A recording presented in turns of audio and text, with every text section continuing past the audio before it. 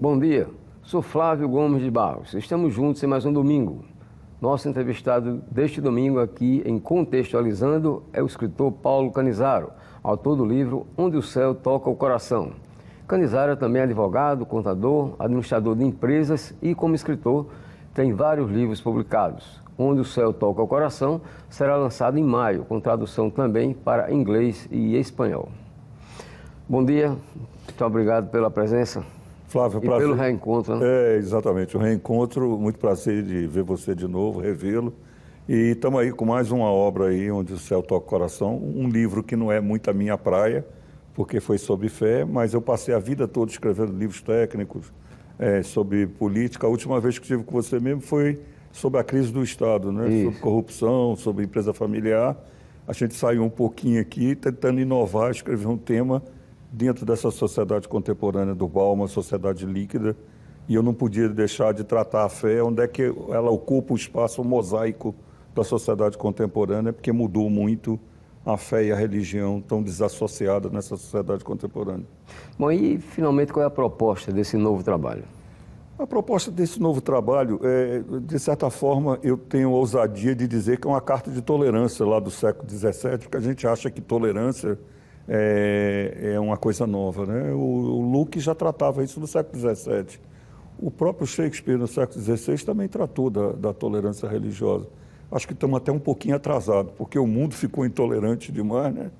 E eu tenho a pretensão de tentar tratar um pouquinho mais da tolerância religiosa como um pressuposto que a sociedade está precisando, porque nós estamos muito intolerantes, né? E o que o levou então a mudar de foco? Eu acho que teve um mosquitozinho que pousou no meu ombro e disse, olha, você já escreveu tanta coisa, por que também não trata dentro desse contexto contemporâneo como é que está a fé? Qual é o papel da fé na sociedade contemporânea? Por que ela mudou tanto, né? Se fosse fazer assim, um antecedente histórico, vamos buscar um pouquinho lá atrás. Todas as civilizações, elas podem ter mudanças significativas, mas tem um traço que é comum, a busca do divino, a busca do sagrado. Isso sempre perseguiu o homem. Você vê no homem pré-histórico manifestações de gravuras, de cerimônias, de cultos, de manifestações xamânicas. O homem tentando compreender após a morte, tentando compreender alguma coisa além do cotidiano. No ano de 22, eu publiquei um livro, esse aqui, o Livro da Sabedoria, que é um livro que trata 2.500 anos antes de Cristo, de um faraó que entendeu na quinta dinastia que não precisava só da opulência, do luxo da quarta dinastia, das pirâmides de Quéops, Quéfano e Querino, e ele encomenda o seu primeiro-ministro, um vizir, uma espécie de um vizir, que é o Ptahhotep, e diz, olha, escreva um livro sobre a sabedoria.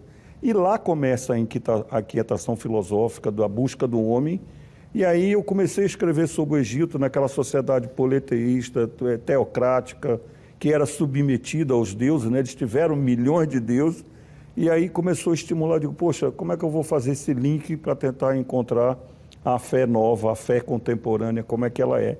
E ela está bastante modificada numa sociedade fluida, em que os valores estão sendo consumidos pela futilidade, pela fragilidade, pelo consumo exacerbado. E aí eu resolvi escrever sobre a fé. Bom, Onde o Céu Toca o Coração é o nome desse seu novo livro. Tem alguma coisa de autobiográfico nele? Não, eu acho que não só biográfico, talvez as minhas experiências. Eu digo sempre o seguinte, né? O Eliot diz que o homem é produto do livro que ele leu, dos livros que ele leu, né?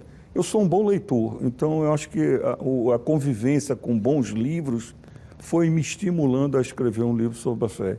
Teve alguns livros que foram determinantes. Acho que o primeiro que foi determinante foi um livro de um pensador brasileiro, o Ada Silva Mello. Ele tem um livro, Religiões, Prós e Contra, que ele faz reflexões sobre a religião.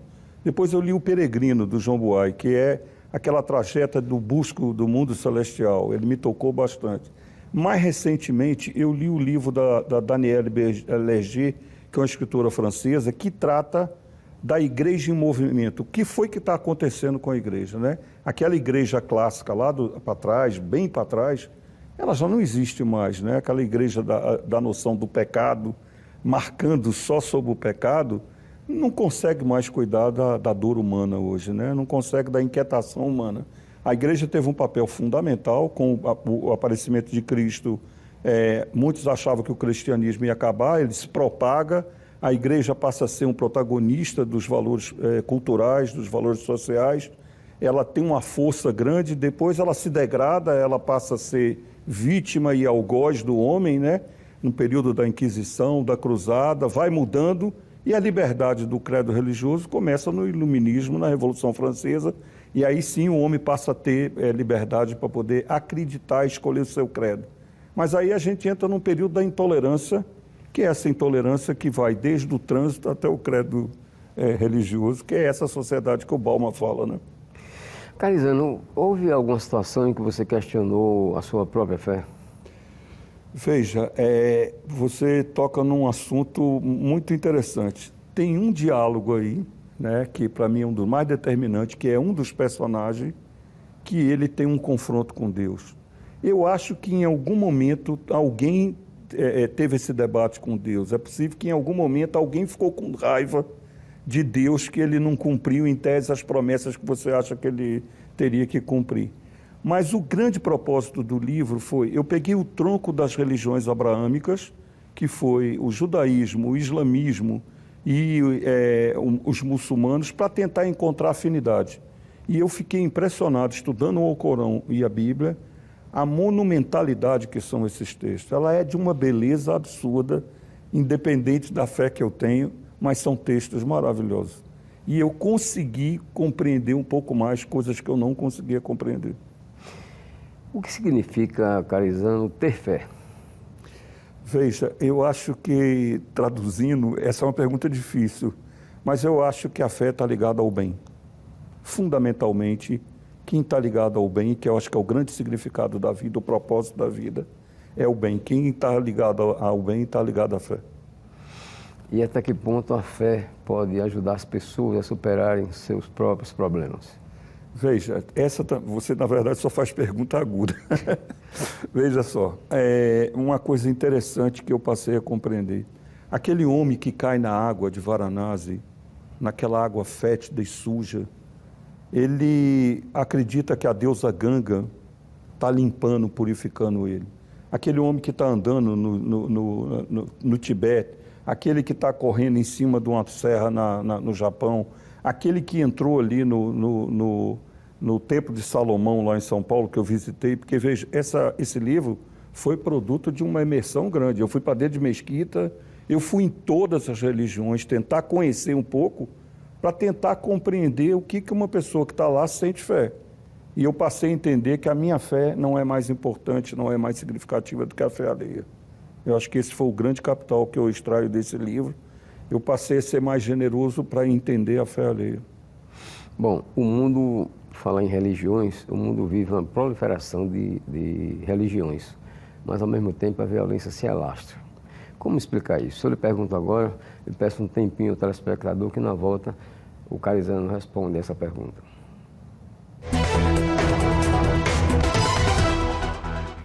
Estamos de volta com o programa Contextualizando aqui pela TV Pajuçara. Comigo, o escritor Paulo Canizaro. Bom, vamos então à pergunta que deixei em aberto. O mundo vive uma proliferação de religiões. Como explicar então que ao mesmo tempo a gente conviva com tanta violência? Essa também é uma pergunta extremamente curiosa e é talvez a grande reflexão da Danielle Dergé no livro O Peregrino e o Convertido, que eu aconselho quem não leu, lê esse livro, porque ele mostra a igreja em movimento. O que está acontecendo com uma igreja, né? A igreja, ao longo do tempo, que foi grande protagonista vamos dizer, da fé, ela sempre esteve ligada. A fé e religião eram um bloco só, eram irmãos siamesas. Hoje já não é mais isso, né? A fé hoje, ela independe da religião. Você pode encontrar uma pessoa com extrema fé, sem nenhuma religiosidade, né? Essas coisas não estão mais tão unidas como já tiveram nos blocos anteriores. Então, o que acontece? Proliferou as crenças, é isso que você falou. Se você fizesse uma reflexão da sociedade contemporânea, o mundo está mais crente? O mundo está mais crente, mas há uma proliferação, como você falou, de crenças, uma diversificação por essa liberdade, que é uma liberdade constitucional, né? Todas as cartas democráticas hoje, todas elas, falam sobre uma das garantias, é a liberdade do credo. Mas acontece que elas se proliferaram tanto, mas ela não cuida da orfandade espiritual humana.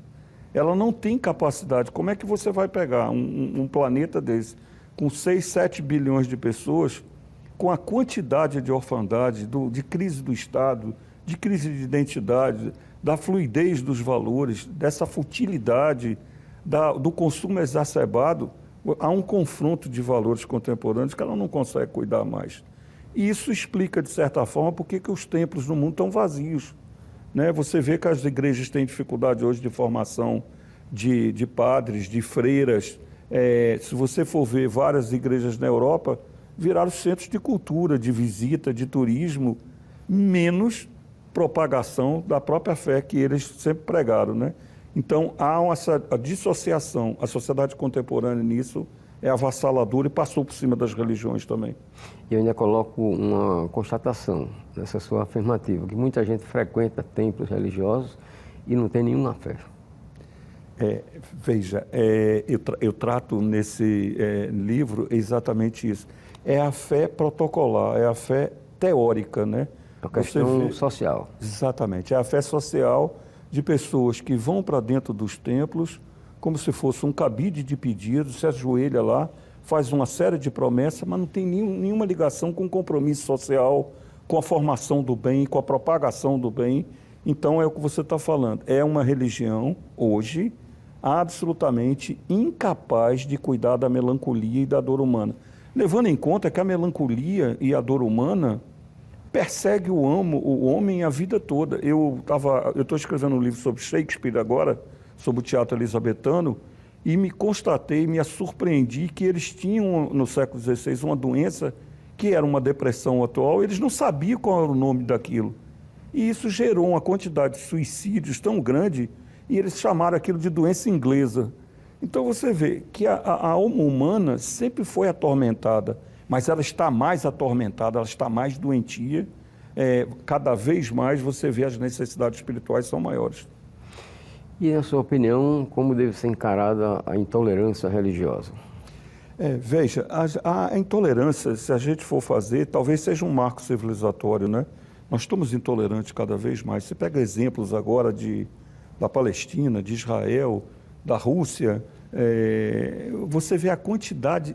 Se você colocar uma tradução em todos esses cenários, o cenário dominante é a intolerância, né? Na intolerância religiosa, as pessoas se propagam como donos da verdade absoluta, como se aqueles valores que você está defendendo, só existem aqueles valores absolutos. Eu, quando estava estudando, escrevendo esse livro e estudando textos bíblicos, eu tentei fazer comparações entre o Alcorão e a Bíblia. Eu fiquei impressionado às coincidências. São religiões abraâmicas. Num determinado momento, eles se separam. Mas o tronco da religião é o mesmo, né? E a gente tem, às vezes, a pretensa ideia que os muçulmanos são os únicos violentos, são os fundamentalistas. Veja, fundamentalismo tem em todo lugar, né? Os muçulmanos talvez tenham sido propagados, porque o Ocidente quis dizer que eles eram mais violentos, mas se você for ver a beleza que tem dentro do Corão, não tem nada a ver com violência, embora eu me surpreendi que quando eu comparei a violência que tem no Alcorão com a violência da Bíblia, no Antigo Testamento, a Bíblia é muito mais violenta do que o Alcorão. A diferença entre os dois é que a Bíblia, como é mais caudalosa, em evento, pela quantidade do texto, o Alcorão é menor, ele é mais violento. Mas as cenas de violência na Bíblia, no Antigo Testamento, são muito maiores do que o Alcorão. E mesmo assim a gente tem uma intolerância para achar que os muçulmanos são violentos só, né? Outra coisa, a desigualdade social é um outro fator muito preponderante nos dias de hoje, né? Como conseguir conviver com essa desigualdade e, ao mesmo tempo, ter fé, ter esperança? Você me fez essa pergunta sobre a desigualdade quando a gente conversava sobre a crise do Estado, né? Esse talvez seja a grande chaga, né, que a gente não conseguiu. O capitalismo tem feito promessas à sociedade que nunca cumpriu, né? E uma delas é extirpar a desigualdade social. A gente continua com esses problemas de desigualdade E aí eu volto sempre a citar a crise do Estado. Enquanto o Estado não sair dessa letargia de crise do Estado, é impossível extirpar as desigualdades. E há uma desesperança quando você vê essa desigualdade, acreditar na fé social, né? Você acaba ficando muito egoísta acreditando na sua fé pessoal. É difícil acreditar nessa fé social quando você vê essa quantidade de desigualdade espalhada sem solução. E outra coisa bastante atual é a mistura, vamos chamar assim, para usar uma expressão bem simples, de religião com política. Veja, a religião, e é claro, tem uma outra coisa, nesse livro, inclusive, eu defendo que o Estado não deve cuidar de religião, né? Não é papel institucional e constitucional do Estado. Se o Estado é laico, ele não é para ficar cuidando de educação religiosa, né? Seria uma imposição, o Estado fez isso a vida toda, né? A vida toda. Eu posso dizer isso assim, com alguma categoria, porque eu fui da geração de 60 em Brasília e eu fui impregnado de religião na formação das escola classe, na escola PAC de Brasília. Era como se você tivesse que ficar ajoelhado todo dia. E isso hoje não funciona, né? Outra coisa, você chegou a buscar, ao longo da sua vida, outras formas de espiritualidade? Veja, eu tenho uma ligação bastante grande com filosofia. Minha vida toda sempre me seduziu. Na verdade, eu me tornei escritor por uma série de inquietações pessoais. Eu acho que foi a maneira... tem uma amiga minha que me diz que ela, olhando a minha obra toda, ela diz assim: Canizaro, se você não fosse escritor, você era louco. E eu acabo achando que ela tem razão. Por quê? São tantas inquietações, há um barulho no escritor interno que costuma ser maior do que a minha vida cotidiana, independente que eu tenha conta para pagar, que eu tenha rotinas para fazer, mas eu tenho um barulho interior que me faz escrever todo dia. No caso específico desse livro, Onde o Céu Toca o Coração, como é que foi o processo de pesquisa e de escrita? Veja, a primeira coisa foi assim, o conhecimento que eu tinha da Bíblia, e você falou sobre a igreja protocolar, era a mesma coisa em relação à Bíblia. Eu tinha um conhecimento protocolar da Bíblia, continuo tendo pouco conhecimento, mas eu aprendi a navegar nela e consegui entender ela um pouquinho como livro de história, um pouquinho de mensagens de fé, da formação do bem, um livro metafórico de uma série de símbolos. Esse livro ficou interessante porque eu tive dificuldade, imagine, escrever um romance sobre peregrinos que se encontram num hotel que vão discutir a fé com tolerância. Mas, um detalhe importante, depois da primeira revolução, a Revolução Mundial, a igreja nunca conseguiu conviver com o Partido Comunista, né? E eles formaram, naquela época, um construto social de inventar uma cidade sem Deus, que é Nowota. Essa cidade existe, é na Polônia, na região de Cracóvia, e o Partido Comunista, para banir a igreja, prometeu formar uma cidade sem Deus. E eles baniram a cruz, o símbolo, os cultos, a voação a Jesus, eles baniram isso. O que foi que eu fiz? Peguei esse dado histórico, trouxe para a idade contemporânea e inventei uma outra cidade, chamada Luxúria, que em italiano é luxúria, que é um valor fundamental da sociedade contemporânea. O que a sociedade contemporânea se preocupa? A forma física, o culto ao físico, ao sexo, à fragilidade, à futilidade, aos valores efêmeros. Essa é a sociedade contemporânea. Eu fiz essa cidade que só acredita nessas coisas. Peguei esses peregrinos, que é o personagem da Daniela Dergi, que ela diz que todos nós hoje somos peregrinos independentes e autônomos, que ela trata como bricolagem da fé, a fé autônoma, a fé independente. Eles se encontram e eles serão praticamente execrados nessa cidade e condenados. E eu fiz uma condenação como se fosse Cristo. Então, eles são banidos dessa cidade, nessa cidade fútil, porque essa cidade é o símbolo que não acredita em Deus. Então, na verdade, eu peguei um dado histórico, trouxe para a contemporaneidade, com esses valores efêmeros do Bauman, e consegui produzir esse romance aí, que eu acho que ficou um romance interessante. Para quem tem inquietação espiritual, eu aconselho ler. Bom, na apresentação, na abertura do programa em relação à sua pessoa, eu citei várias atividades, né, que você desempenha. Como é que você consegue tempo para escrever 35 livros? Veja, é o que eu falei para você, existe um barulho interno que é permanente. Eu escrevo todo dia, de 4 horas da manhã às 6h30, de domingo a domingo. Virou uma disciplina, é a mesma coisa para mim do que comer e dormir. Então eu não largo mais nisso, eu já estou nisso há algum tempo, e eu espero ficar velhinho até o último dia da minha vida escrevendo. Outra coisa, onde se pode, de que forma, melhor perguntando, pode se adquirir esse livro, Onde o Céu Toca o Coração? Em português, ele foi lançado pelo selo da Astrolábio, que é uma editora portuguesa, era a antiga Chiado. Eu agora até mudei para a IP Letras, que é a nova editora. Ele já está no site da editora, já está nas livrarias, e a versão em espanhol e inglês sai em maio. Na Europa será lançada em Madrid, numa livraria lá em Madrid, e é o meu primeiro livro em língua estrangeira, que é uma honra escolher esse tema, que eu acho que é um tema instigante, e eu estou muito otimista aí que o livro ganhe asas aí, consiga voar. Tem algum lançamento programado aqui para Maceió, para Alagoas? Tem o próximo agora, daqui uns 45 dias, eu vou fazer um outro lançamento sobre a imigração italiana no Brasil. A minha família toda são de alfaiate. Eu sou o único que não sou alfaiate. Meu bisavô foi alfaiate, meu avô foi alfaiate, meu pai.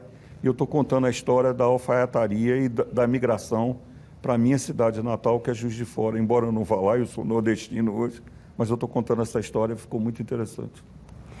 Outra coisa, que mensagem você pode nos deixar para o telespectador que está nos assistindo em relação à fé, em relação à esperança? Veja, um dos pressupostos da fé é uma busca do significado da vida.